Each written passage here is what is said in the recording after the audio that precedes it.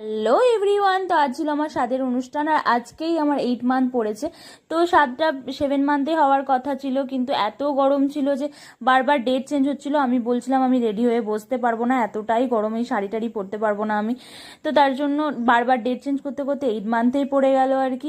এদিকে দেখো বুনি কত সুন্দর করে সাজিয়েছে, আর এত কিছু রান্না বান্না দেখছো সব বুনি আর মা মিলে করেছে। তো যাই হোক, তারপরে আমি বসে পড়লাম রেডি হয়ে। আর ভীষণ গরম ছিল, এদিকে ফুল দিয়ে সাজিয়েছিল বলে মানে ফ্যানটাও চালানো যাচ্ছিল না। তো ভাবছিলাম যে কতক্ষণে উঠবো, কারণ শাড়ি পরে আমার ভীষণ কষ্ট হচ্ছিল, এতটাই গরম পড়েছে। তো তারপরে আমি খাওয়া শুরু করলাম দেখো, আর সবগুলো বেশ ভালো খেতে হয়েছিল আর কি। এত কিছু খাবার আমার একা পক্ষে খাওয়া পসিবল ছিল না, আর একা একা খেতে একদমই ভালো লাগছিল না। তো সবাইকে বললাম বসে যেতে খাওয়ার জন্য। এদিকে দেখো মামুন বিরিয়ানি খাচ্ছে, শুধু বিরিয়ানিটাই কেনা ছিল।